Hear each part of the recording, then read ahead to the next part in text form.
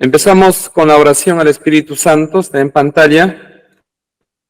En el nombre del Padre, del Hijo y del Espíritu Santo. Amén.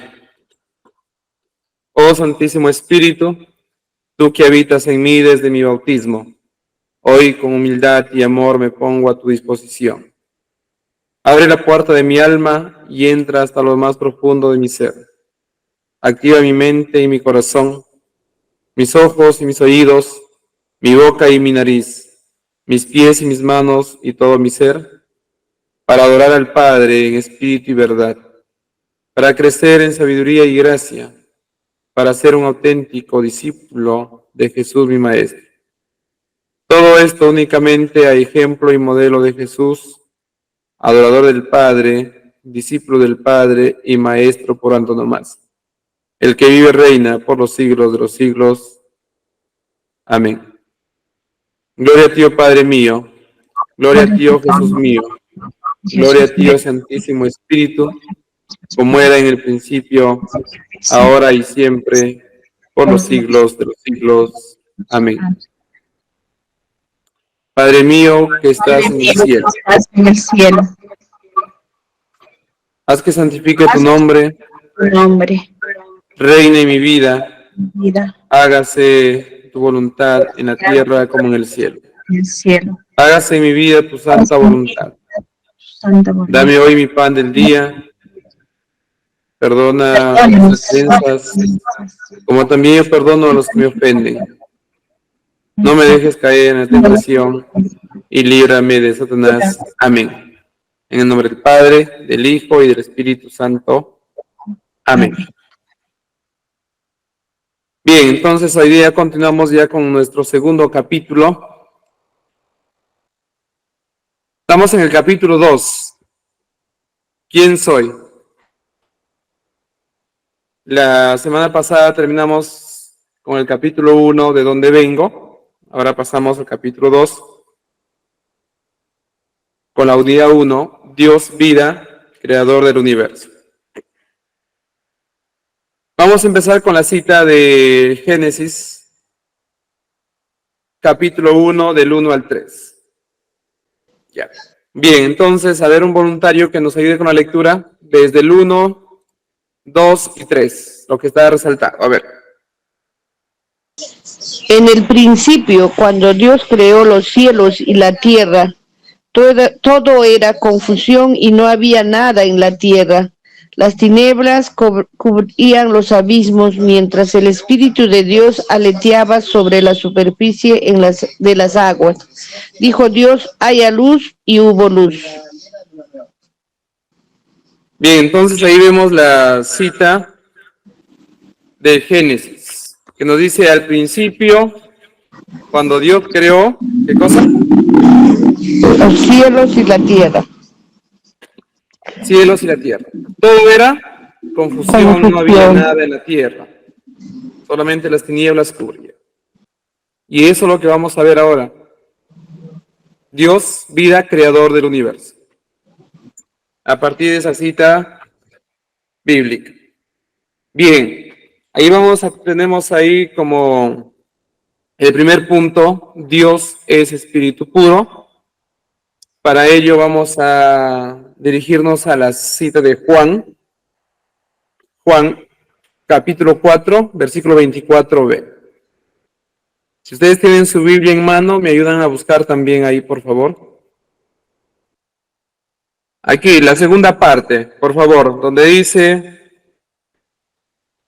Dios es espíritu, y los que lo adoran deben adorarlo en espíritu y verdad. Tenemos el punto 1 entonces, Dios es espíritu puro. Lo encontramos en Juan 4, 24. Dios es espíritu y los que lo adoran deben adorarlo en espíritu y verdad. Esto nos dice que Dios no es sujeto al tiempo ni al espacio. No es ni varón ni mujer. ¿Correcto? No tiene ni tamaño, forma. De lo contrario, no sería Dios. Dios es espíritu. Por eso que aquí cuando escuchamos a las personas que dicen, ah, tú adoras a una imagen, tú adoras a una cruz. Y aquí nos dice, Dios es espíritu y los que lo adoran deben adorarlo en espíritu y en verdad. Luego tenemos a un Dios que es uno y trino. Cuando decimos Dios es uno y trino, ¿a qué hace referencia? Vamos por partes, a ver. Aquí señalamos varias citas. Primero tenemos una cita de un autor, no es un autor, sino es un compendio de la Iglesia Católica, que es el Dessinger Hunnerman. Es un compendio donde está todas las revelaciones del magisterio de la Iglesia. Y en este compendio nos habla que existe una relación trinitaria, ¿no? Pero es interdependiente. Un solo Dios, que es el verdadero, pero de tres personas, Padre, Hijo y Espíritu Santo. Eso es lo que nos dice este documento del magisterio de la Iglesia. Para ello, vamos a revisar las citas para entender que Dios es uno y trino. Padre, Hijo y Espíritu Santo. No son tres dioses. No hay un Dios Padre separado, un Dios Hijo separado y un Dios Espíritu separado. Son tres personas diferentes, un solo Dios, una sola unidad. Primera cita, vamos a Mateo, capítulo 3, versículos del 16 al 17. A ver qué nos dice. Por favor, ¿me ayudan con la lectura? El 16, hermano. Una vez bautizado Jesús salió del agua. En ese momento se abrieron los cielos y vio al Espíritu de Dios que bajaba como una paloma y se posaba sobre él. Al mismo tiempo se oyó una voz del cielo que decía: este es mi Hijo, el amado, este es mi elegido. Muy bien. Palabra de Gloria a ti, Señor. Miren, cuando Jesús fue bautizado, es un texto muy leído, tenemos aquí a tres personas. Primero, cuando dice, se abrieron los cielos y vio al Espíritu de Dios que bajaba en forma de paloma. Entonces, Jesús no es espíritu. Hay un espíritu que bajó. ¿Sobre quién? Sobre Jesús que estaba bautizándose. Y Jesús es el Hijo. Ahí vemos dos personas. Y en el 17 dice, al mismo tiempo se oyó una voz del cielo que decía, este es mi Hijo. Y ahí podemos diferenciar las tres personas. ¿Quién habla que dice, este es mi Hijo? Es el Padre. Dios Padre. Es el Padre, ¿no? El Hijo es Jesús, el que estaba bautizándose. Y envió el Espíritu sobre él en forma de paloma. Tres personas. Pero no nos habla de tres dioses diferentes, es un solo Dios. Y hay que entender también que lo que trabajamos, lo que vemos aquí, a lo que se trabajó la semana pasada, hay que usar la razón sobrenatural y la fe sobrehumana, ¿no? Razón y fe sobrenatural, porque aquí hay misterios. Y justamente lo que vamos a comentar la última cita de aquí para entender. Hemos leído el Mateo 3, ahora aquí hay una segunda lectura, Juan 20:17. A ver, hermano, ¿podría leer? Jesús le dijo: suéltame, pues aún no he subido al Padre. Pero vete donde mis hermanos y diles: subo a mi Padre, que es el Padre de ustedes, a mi Dios, que es Dios de ustedes. Palabra del Señor. Gloria a ti, Señor Jesús. Bien, entonces aquí vemos a Jesús que nos habla de su Padre. aún no he subido al Padre. Eso fue cuando, después de la resurrección.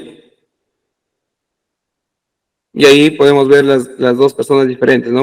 A un Jesús que nos habla de su Padre. Y podemos diferenciar que Jesús no es el Padre. Mateo 28. Ahí también ustedes pueden revisar en su Biblia. Mateo 28, 19. Vayan pues y hagan que todos los pueblos sean mis discípulos. Bautícenlos en el nombre del Padre y del Hijo y del Espíritu Santo. ¿Qué entendemos por esa expresión? A ver. Pues son tres personas distintas y un solo Dios. ¿No? Nos habla del Padre, nos habla del Hijo y del Espíritu Santo. Juan 17, a ver. 20, 21. Amén, hermano. Adelante, hermanito. No ruego solo por estos, sino también por todos aquellos que creerán en mí por su palabra. Que todos sean uno, como tú, Padre, estás en mí y yo en ti. Que ellos también sean uno en nosotros, para que el mundo crea que tú me has enviado. Palabra del Señor. Gloria a ti, Señor Jesús. Entonces, miren lo que pide. Que sean uno como tú, que estás en mí y yo en ti. Ahí nos habla de la unidad. El Hijo y el Padre son uno solo. Y lo que quiere es también que nosotros seamos parte de, ¿no? Que todos sean uno, como tú, Padre, estás en mí y yo en ti. Que ellos también sean uno en nosotros. Ahí habla en plural. Habla en plural. Entonces, hay que entender también que al hablar de Dios uno y trino, de un Dios en tres personas, es un misterio. Y para entender el misterio necesitamos una fe sobrehumana. Para ello vamos a revisar Efesios, ya es Efesios 5, ¿ya? Ya desde el 31 al 32 para poder entender, a ver, ¿qué dice? 31, 32, ¿no, hermano? Sí, lo que está marcado en la pantalla. Ya. La escritura dice: por eso dejará el hombre a su padre y a su madre para unirse con su esposa, y los dos no formarán sino un solo ser. Es un misterio muy grande, pues lo refiero a Cristo y a la Iglesia. Gracias, hermana. Miren, se habla que es un misterio. Cuando habla, hace relación al matrimonio, ¿no? En este caso hace relación al matrimonio, que tanto esposa y esposo forman un solo ser. Y nosotros, ¿cómo vamos a entender razonablemente, según la razón, cómo forman uno solo? Son dos personas. ¿Y qué dice en el 32? Este es un misterio muy grande. Ya, es un misterio. Lo mismo cuando hablamos de Dios unitrino. Estamos hablando de un misterio. Y solamente se entiende con la fe sobrehumana. ¿Algún comentario?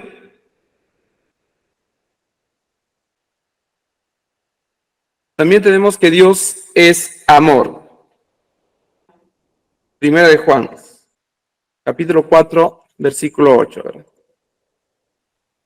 El que no ama no ha conocido a Dios, pues Dios es amor, ¿no? Dios es amor. Entonces, podemos decir que la esencia de Dios es el amor. Y como amor, Él tiende a expresarse, a comunicar, a darse a conocer al otro. Y lo vemos, ¿no? Como manifestación de su amor, la creación.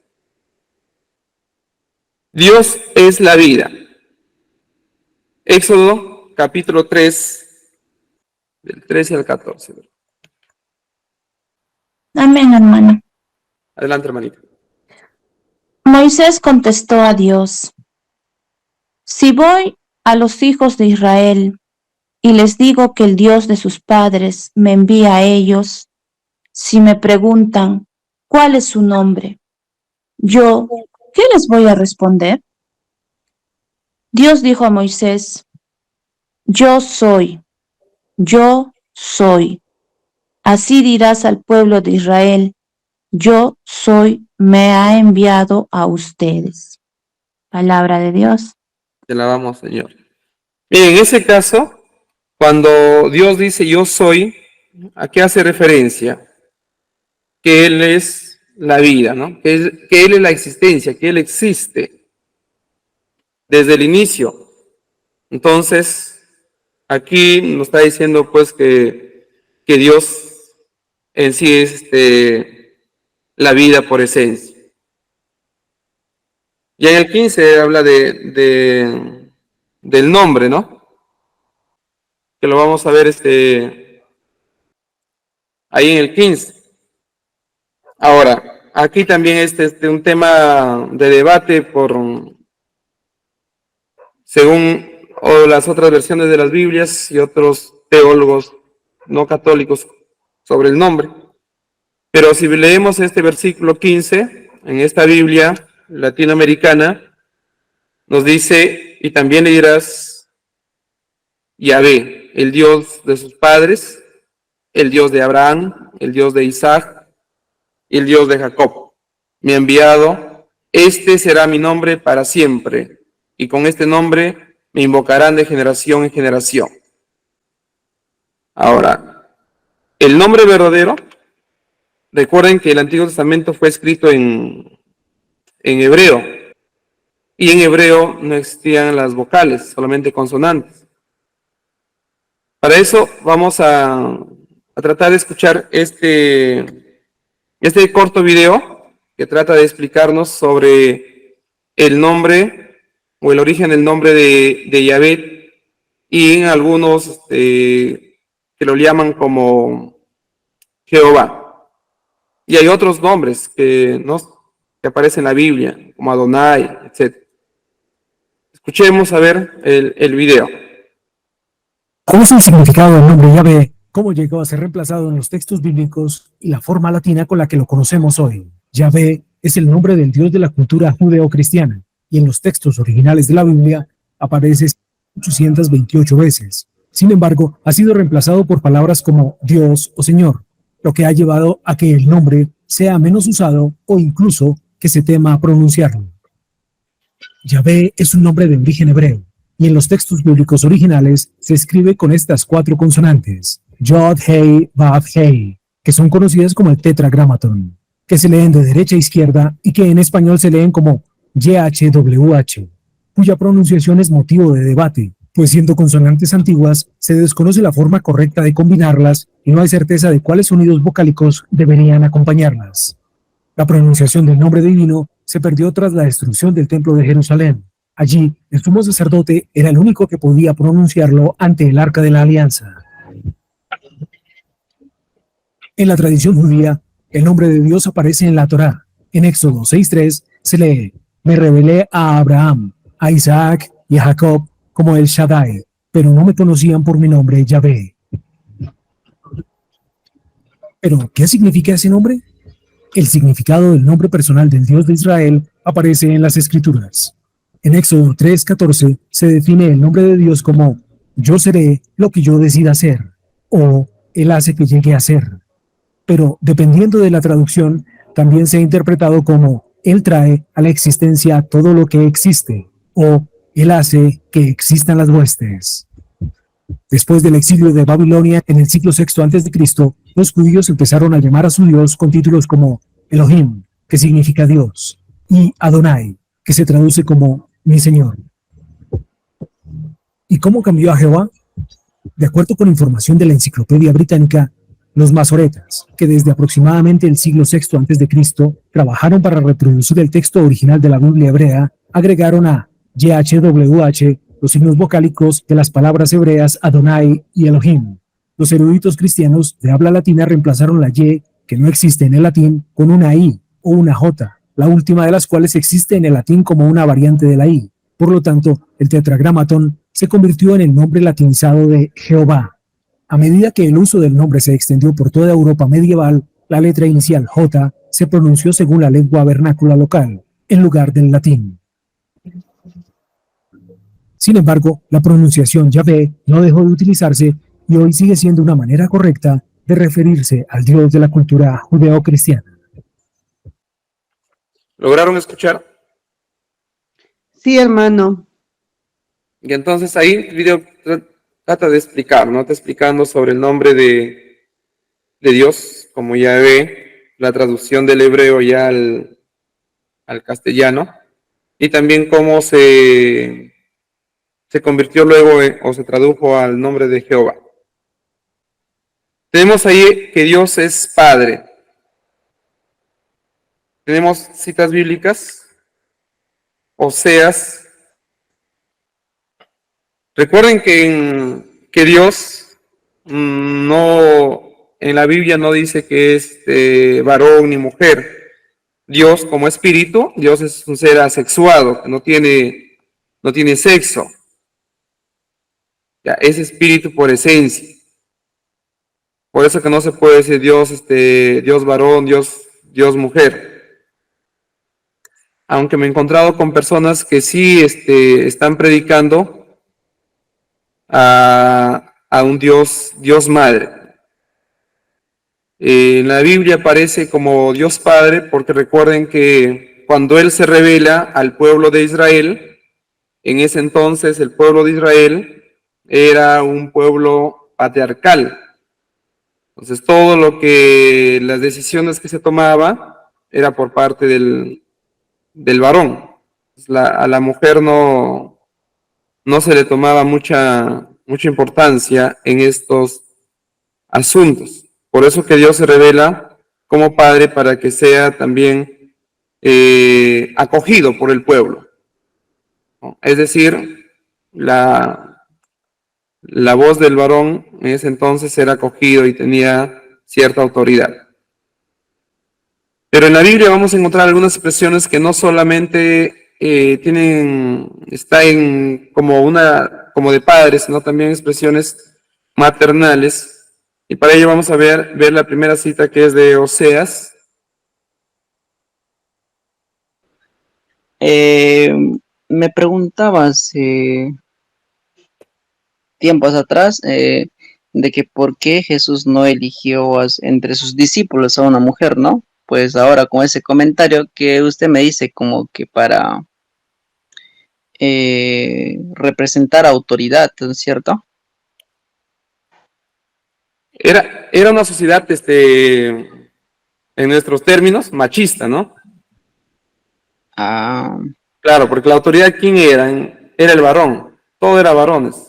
Si revisamos la historia, entonces por eso es que se reveló también a nivel de toda la revelación de la historia en el Antiguo Testamento como padre y envía a su hijo, o se hace hombre, como varón, ¿no? En la persona de Cristo. ¿Qué hubiese pasado, no? Haciendo referencia a tu duda, que se hubiese revelado como mujer. pero si se hubiese revelado como mujer, la sociedad en ese tiempo hubiera influido, digo, ¿no? Porque como usted dice que estaba en un pueblo donde el machismo existía.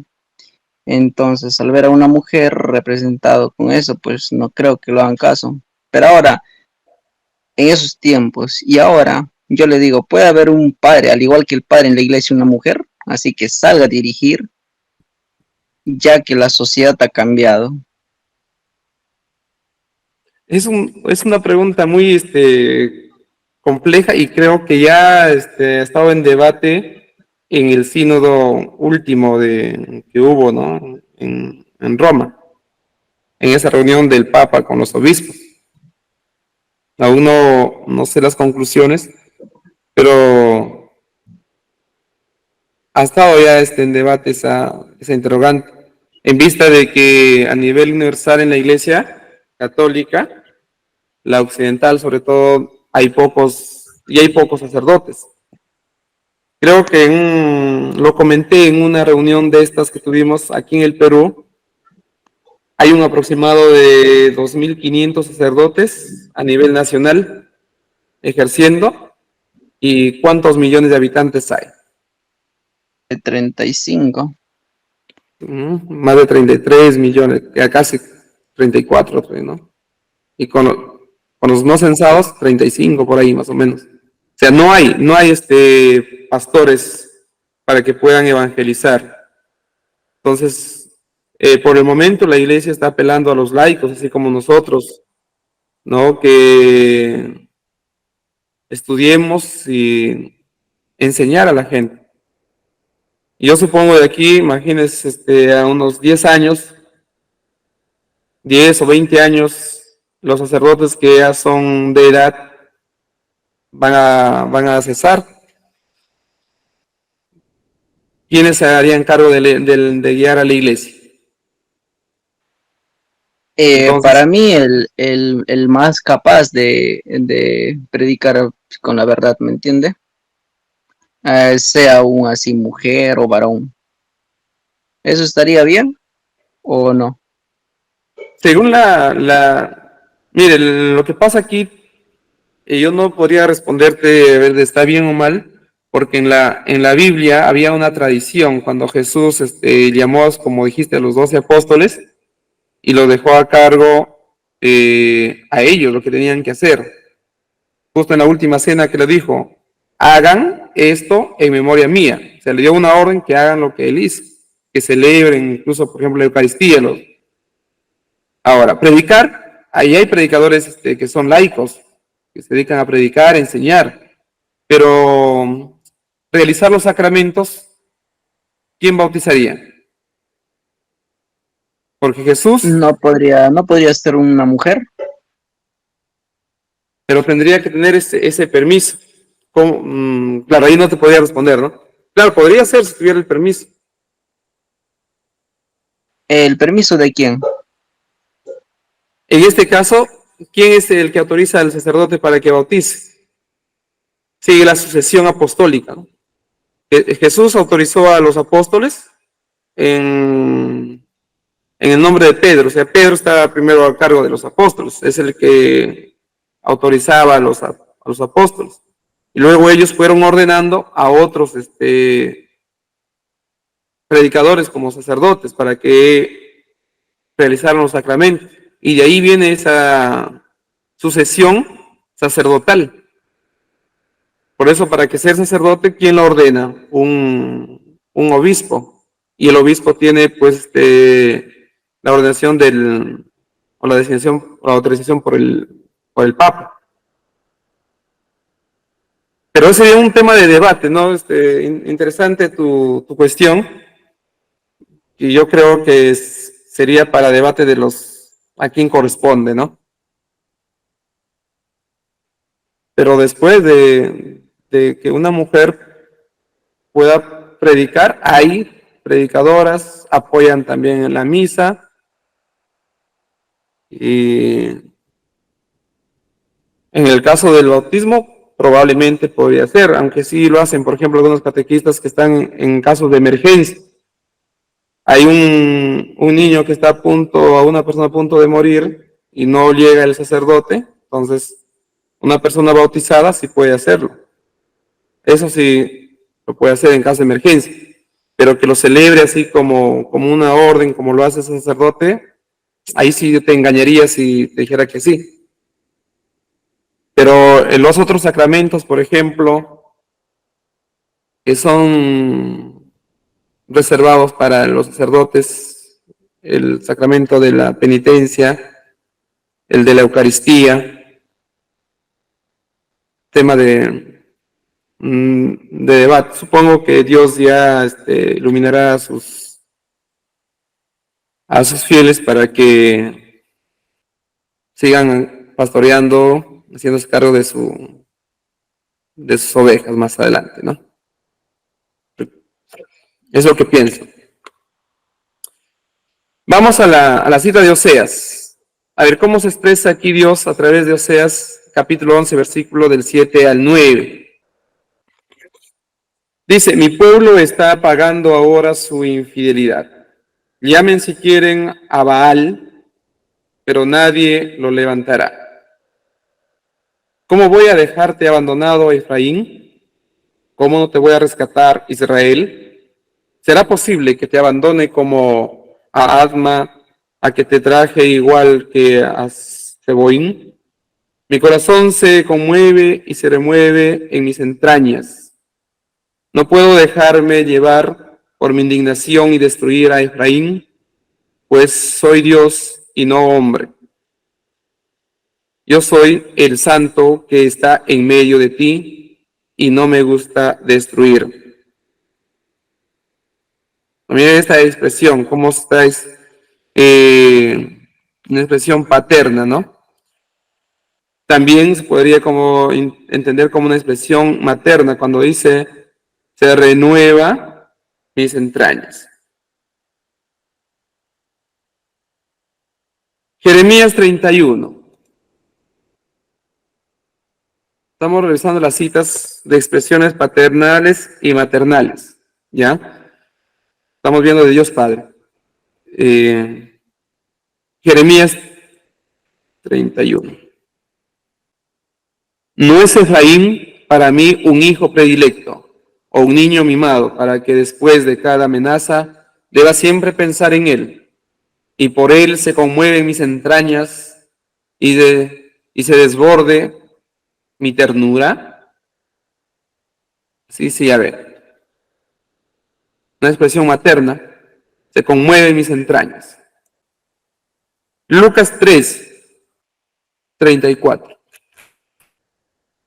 Jerusalén, Jerusalén, ¿quién matas a los profetas y apedreas a los que te son enviados? ¿Cuántas veces he querido reunir a tus hijos como la gallina reúne a sus polluelos debajo de sus alas? Y tú no has querido. También una expresión maternal, ¿no? Como la gallina reúne a sus polluelos.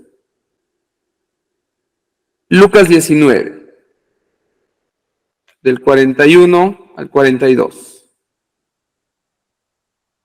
Al acercarse y viendo la ciudad, lloró por ella y dijo, si al menos en este día tú conocieras los caminos de la paz, pero son cosas que tus ojos no pueden ver todavía. Lloró por ella. Ahí vemos esas expresiones, ¿no? Tan expresiones paternales, maternales, son expresiones prácticamente como humanas, ¿no? Eso es como Dios Padre. Luego tenemos por qué hay dos narraciones en la creación. Recuerden que en el Génesis 1 nos habla de una forma la creación y en el Génesis 2 de otra manera. Vamos, acá hay dos pequeños videos. Vamos a escucharlo. La versión del 1 y la lectura la vamos a dejar como una tarea para que lo lean Génesis 1, Génesis 2. En el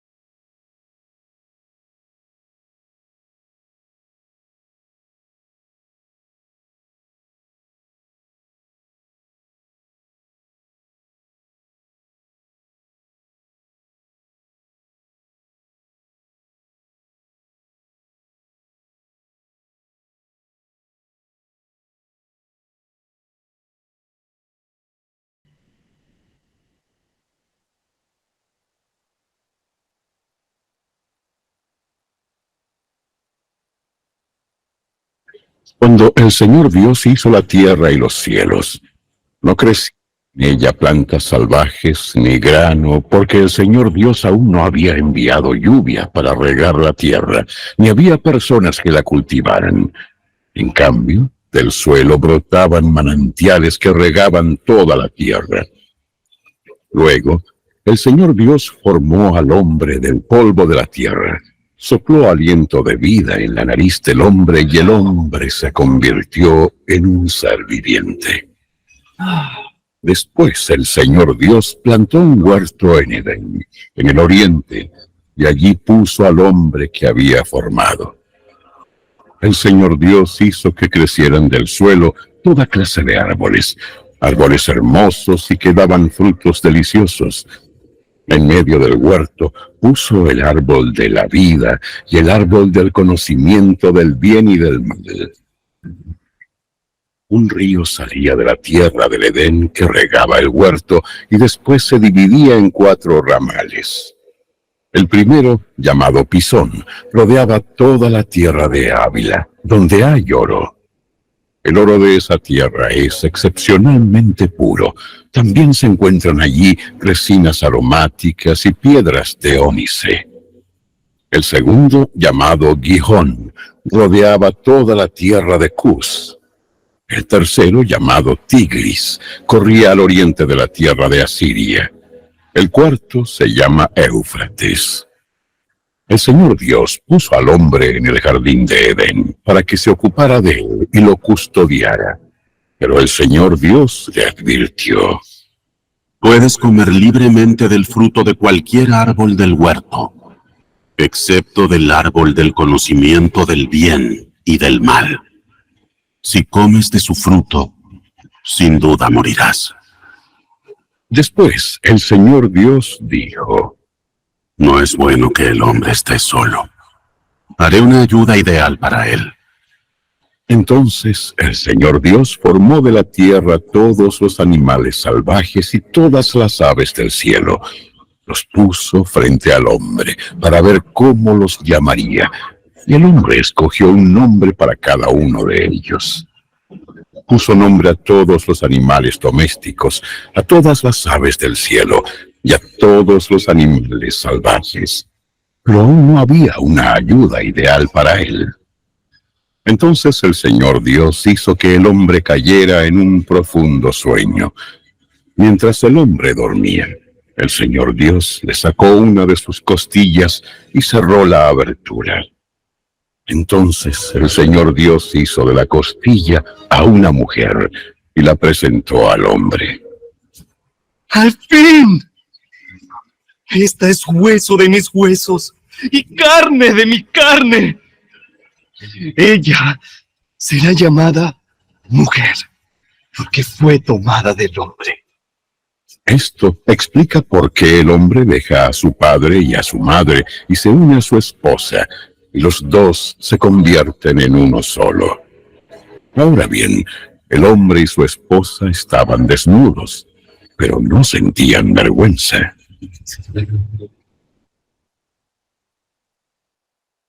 Hemos escuchado ahí las dos versiones de la creación. La primera, el Génesis 1, nos habla de un orden de los 6 días de la creación, mientras que en el Génesis 2 nos narra más breve y cómo fue creando al hombre. Esas son las dos versiones. Cuando tenemos estas dos lecturas, no podemos decir que son dos creaciones diferentes. Estos dos textos tampoco se oponen, sino que son textos que se complementan, ¿ya? No se oponen. ¿Y qué es crear? La palabra crear viene del latín creare, que significa producir algo desde la nada.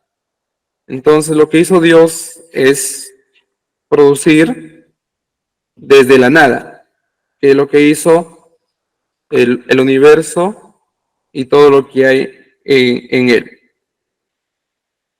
¿Por qué y para qué Dios hizo la creación? Dios crea por amor. Recordemos que Dios es amor, entonces Él crea por amor y su esencia quiere manifestarse a través de su creación, se quiere dar a conocer a través de esta creación eterna. Eso significa también que nosotros no somos fruto de la casualidad, sino que Dios va actuando mediante la planificación, lo pensó, nuestra existencia. Dios va a actuar siempre libremente, no actúa obligado por nada, porque si no, repito, no sería Dios. Al Dios al crear se da a conocer o quiere que sea conocido por sus criaturas. Y eso es lo que hemos visto ahí en el Génesis. Ahora, tenemos ahí que dice, al principio Dios creó el cielo y la tierra. Hay que entender esta parte cuando Dios va creando desde el principio en un orden y al sexto día crea al hombre. Esto significa la importancia o el grado que le da al hombre sobre los seres. Es decir, que el hombre es el ser más importante sobre las demás especies, ¿no? Desde el primer día fue creando y el hombre lo deja para el último. Nos podemos ahí haciendo aquí una referencia a lo que hablamos también anteriormente sobre la ciencia. Recordar que a través de la historia nos habla pues de ciertas etapas y podemos hacer referencia, ¿no?, a esa primera etapa. El primer segundo día sería, ¿no?, la era la primaria. Tercer y cuarto día haría referencia a una era secundaria y a la terciaria, secundaria. La terciaria sería quinto día y la cuaternaria al sexto día, haciendo una referencia o haciendo una comparación a la evolución. ¿Cuántos años, no?, que ha pasado para que el hombre pueda tomar autoridad sobre la creación? Pero más que hacer esta comparación de la evolución, la creación, hay que entender que la Biblia, cuando habla de la creación, no habla de un día de 24 horas, sino de millones de años. Y tampoco trata la Biblia de explicarnos científicamente. En la creación no vamos a encontrar hechos científicos. Eso no es el propósito. Por eso que la cronología no lo podemos entender como lo tenemos o cómo entendemos la cronología actualmente.